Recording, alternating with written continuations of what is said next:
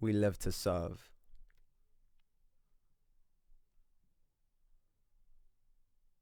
Whether that's true or not is, well, yeah, I suppose. I guess everything does, doesn't it? Like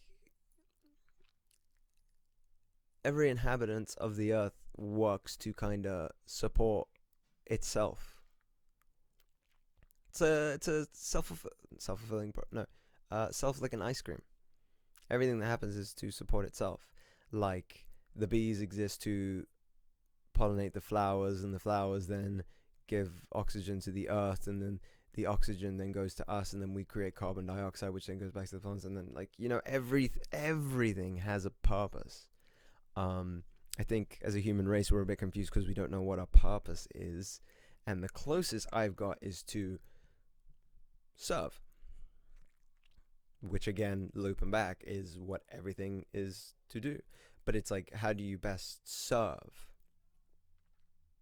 Now, it's weird how most, especially insects, they're weird, bro. They just instinctively know what to do and they just go. How, probably just doing it all selfishly, they're just trying to keep their tribe alive.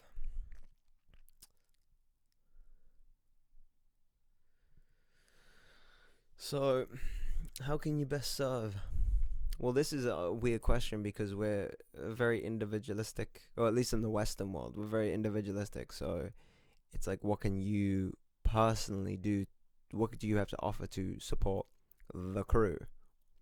The crew being your species plus the earth. Hmm. I don't know about. I don't know, supporting our species. We're supporting a pretty messed up species if we're supporting ourselves, are we not? But then we're also supporting a creative, incredible species. It's like we're investing in potential when we support our crew, because like we're a bit, we're not all there, or we're too there, so we're distracted about what's necessary. You know what I mean? Like we're just too lost in our own imaginations. Like imaginations is crazy, bro. Like you can think something that isn't, and you act upon that reality. And if you're acting on that reality, you're acting in a way which is just pointless and of no service whatsoever. However, if you are based in reality, which I think all animals are, because they don't, well, from what I can tell, their imagination, they don't really have the imagination that we do. They then work with what they have and where they are, and then they progress in that kind of way. Um, we work from a very different paradigm. The paradigm being whatever the heck you want, um, and therefore just kind of really making a mess of things. It's weird how it's like it's so amazing that we can all live in our own paradigm, like we can live in our own worlds and create a box in the universe as we want it. I can put drapes on the walls and make it look like this and put flowers in, and it's awesome. And then someone else can have like a friggin' dungeon that they live in with skulls plastered everywhere, with skin just turned into a carpet, and friggin' hair that they burn as incense from the people they abducted and murdered. Like, you can do whatever you want, and that's crazy cool. Not quite the murdering part, I suppose. I wouldn't personally go for that. I mean, but like you can like do whatever you want, which is crazy. Although people would argue not that you should. Well, I guess this is my argument, is that if we all lived in the same paradigm, would it be easier? But then this is like a socialist type of view. Socialism, like the Eastern world, like in countries in like I'll go with that, like China and countries kind of in that area, maybe Japan as well. No, Japan's pretty open and creative. They're quite diverse, I think. Um, but countries that kind of work to support its own community, like everything they do is for the benefit of all. Whereas with the Western side, it's individualistic. So everything you do is for the benefit of just you, you know. And I find this a really interesting debate because I think in the Eastern side, like communities are so much bigger, and I mainly because they have less. Well, no, not because they have less, but you know, it seems anything that they have, they offer to their neighbors. Like even if they have nothing, and they have like a house with like one bedroom and like they have 12 kids. The whole thing is like, or at least in India, it's like guest is God. So you could go over there, you know. Meanwhile, you have a mansion back home waiting for you with your 8 Ferraris. Why you have 8, I don't know. It's the same frickin' car, but people do that. And you'd go over there to someone who has literally a box for a house with one bedroom, and he'd have a pregnant wife, and he'd be like, please take our bed, take our marital bed. No, I don't want to do. No, please. Sorry, I'm talking earlier. Guest is God, and that's crazy. You know, they have nothing, and they still give everything they have. But because of that, communities are so strong, and you know, levels of happiness are really high, even though you'd look at the state of the place and you wouldn't really think much about it. But yet they're mad happy. And then you see over here, we don't even know our friggin', well, I don't know my neighbors. Who's next door? I don't know. Well, I'm going to be fair to myself. No one lives next door. Someone does live there. I know the rabbit and the cat that comes to my window.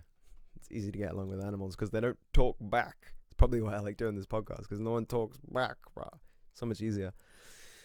But it's crazy. Like, we have all this stuff. I had a different point to this, because we're individual side society. Yeah, so basically, is it better to live in a shared paradigm? Because the shared paradigm is real, and it's like, oh, these are real people around me, and they really need my help, so I'm gonna help them, you know. And then what you find is that the community becomes so supportive of one another that you have no need to worry about much, because you know your neighbor will be there for you. Whereas in our side of the world, it's so all for themselves. You know, so it's like I have to fuel myself with all the cash and freaking thing I can, because if I don't, who will? Who's gonna support me? Nobody. I'm on my own. I've got to do it all myself. It would be so much easier if you could just rely on your neighbor to like, I'm out of bread, man, and I'm broke, and I've had to pay for college tuition and all this, and I have nothing. It's like, oh, don't even worry. Come over for roast dinner. Have food with us and the kids and everything. Don't even sweat, man. You know, life would be so much easier. But we don't have that. We don't care about our neighbors. That's why there's flipping homeless people everywhere.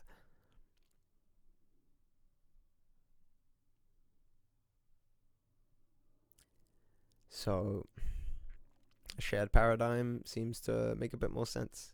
But then do we lose creativity out of that? I don't think so necessarily.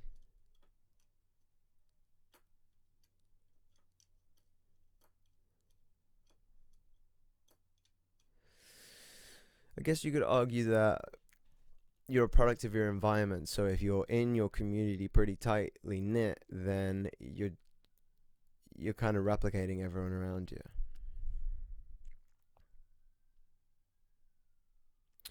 I mean, is there even individuality? Like, we're just kind of copying what we see from other people, you know? It's like there's all these small communities, but they're distant, but we can connect to them through the internet. So it's like I'm dressed like friggin' hippie doodah because I watch like flippin' Muji on the internet. Muji's like a guru, what is he, a spiritualist guru or something like that? He's a interesting guy. He's just simple, just nothing. Put it all at the door and just be empty. That's what it is. You can pick it up later if you really want it, but do you really want it? Your stress and your troubles, up to you. So yeah, I think like there's just communities everywhere that just kind of far reach. So I don't know. So is there uniqueness? Nah, I don't think it's uniqueness as it is just uh, contained chaos. It's like, oh, that's different and mad. Let's give that a try. Like, and then it's kind of ordered down and chiseled, and then it's kind of refined, and then this is a new thing. But it's not. It's kind of the same shit that's always been there, and now it's just like we're revamping it. You know, like you don't even have to do much. You just let it, whatever it is, go out into the chaos of the world, and then you pick it up and like, I've got a freaking toilet as a hat and banana shoes and a dress made out of bin bags that are recyclable. You know what I mean? Have you seen these freaking fashion shows these days? They are mental. Who would wear half this stuff? Like, it's just not practical. You're pretty much doing it just to stand out and kind of show off a bit. Like, look at that guy. He's so amazing, so brave. Wow, I guess it's brave. It's not easy to kind of just wear whatever in front of people. Therefore, you should do it. Because then, it's a barrier broken, bruh. Got yourself a shield.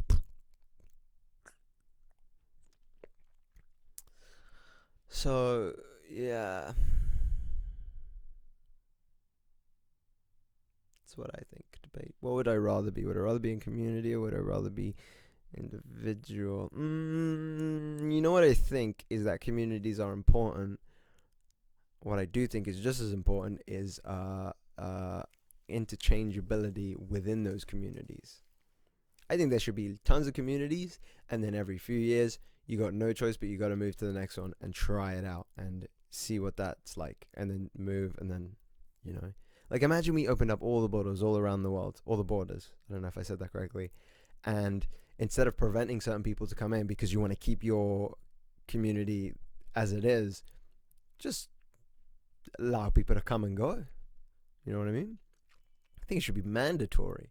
If we really want to grow as a species, go beyond our potential, we need to let go of our roots, I suppose. Do we? I guess this is the debate of culture. Culture.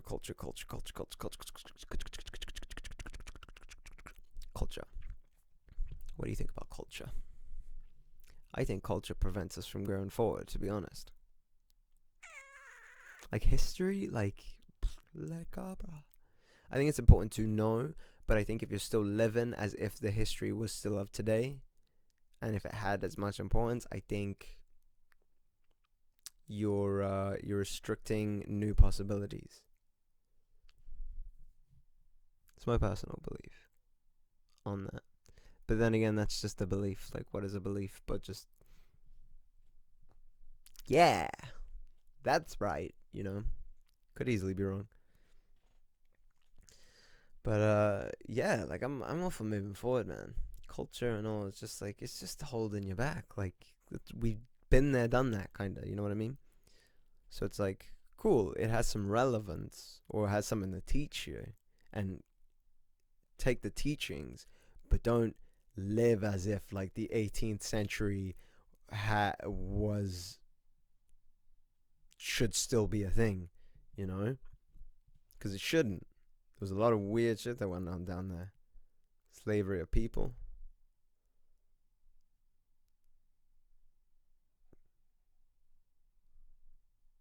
I'm probably biased because I don't know much about history. Or I just don't care, man. Well, no, I should care. Well, no, I don't. I don't care. I probably should care, but I don't care. I just like it's. I'll learn certain things. No, I mean, I like scriptures. I like philosophies, and that's that's history. So, you know, philosophies kind of built certain civilizations were built on certain philosophies and ways of being, and so yeah, no, history is important. I need to learn a bit more. Admittedly, I'm not perfect. What do I know? Not much. But I like to talk about things. I like to figure things out, I suppose.